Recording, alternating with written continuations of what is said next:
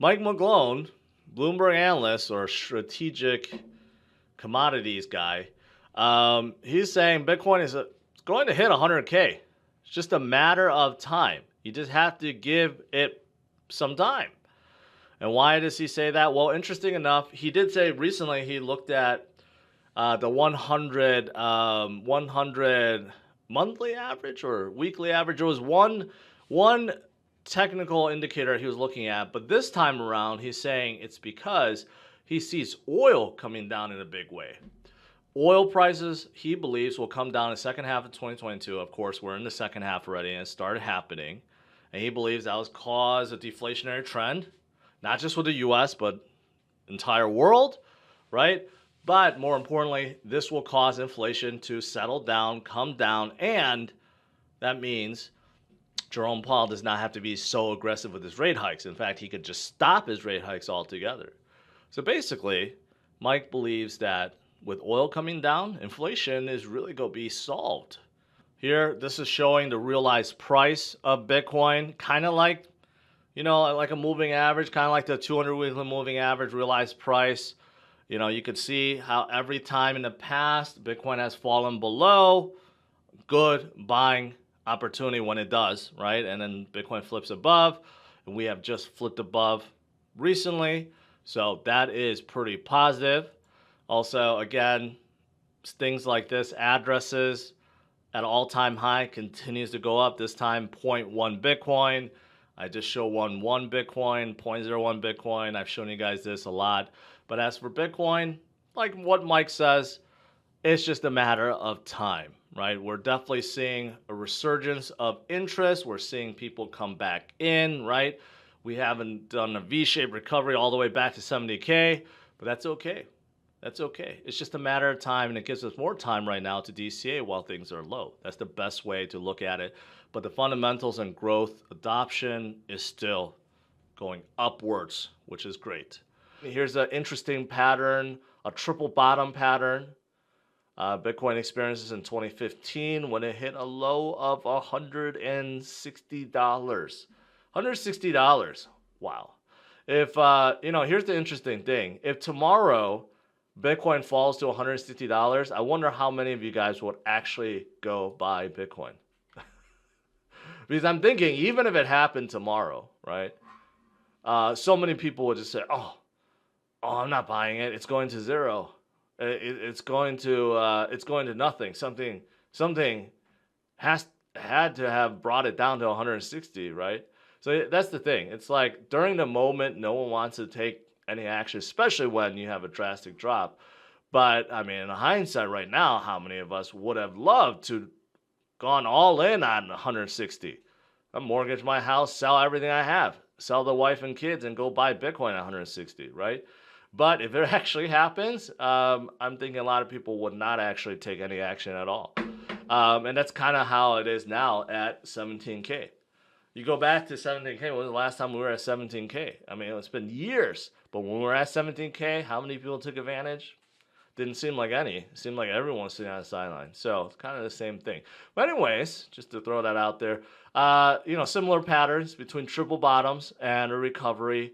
And if we follow the same patterns 2015, well, then get ready. We're going to see exponential growth or recovery or pump in the near future, especially if you look at the RSI too. If you look at RSI in the monthly, we have never been this oversold.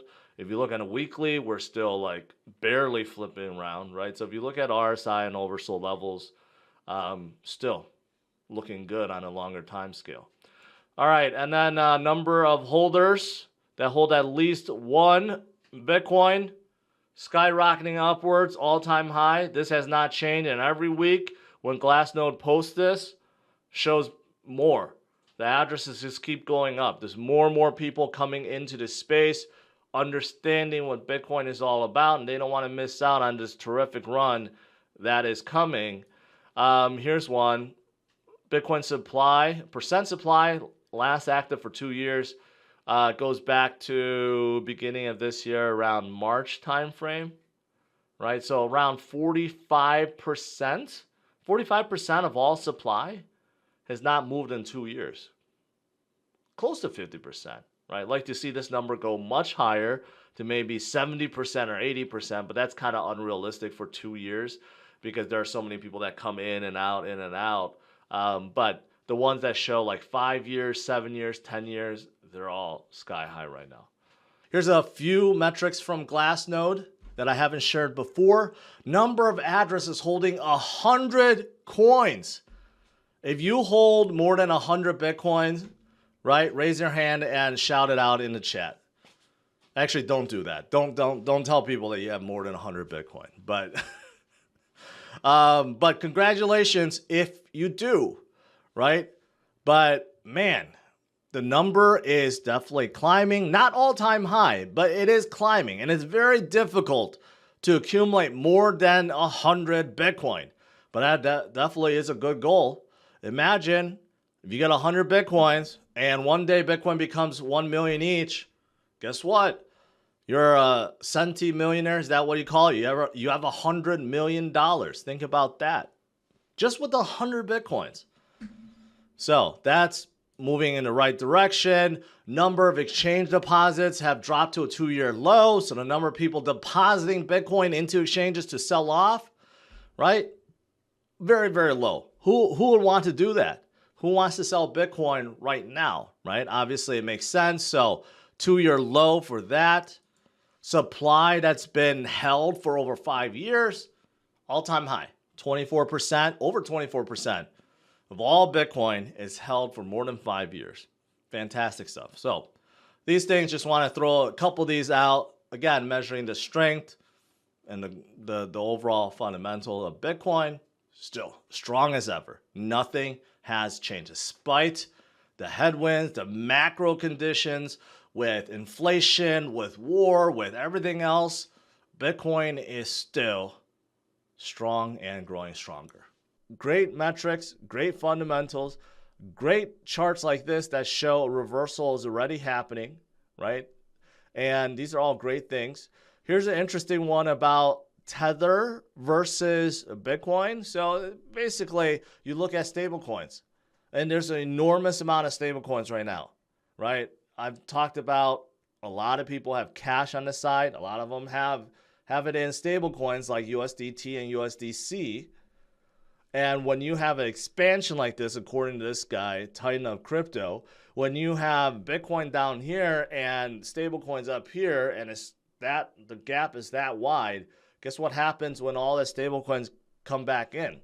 When all that FOMO starts again? Well, it's going to make Bitcoin go back up like that. So we're in one of those phases. So that's fantastic. If you're looking to buy Bitcoin and crypto for the first time and you don't know where to get started, head over to CryptosRus.com and click on the best exchange guide. Within, you'll find a list of exchanges that I recommend and some that I use on a daily basis.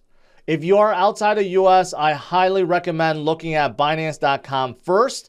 They are the biggest exchange out there, supported in almost every single country. They have a fantastic fiat on-ramp, off-ramp system. They offer the most trading pairs and the lowest fees in the industry. You could also download a mobile app onto your Android and Apple device very easily. If you are in the US, I recommend taking a look at the sister company of Binance, Binance.us, which offers all of these things and more. So if you want to learn more, head over to CryptosRus.com or utilize the links in the description of this video.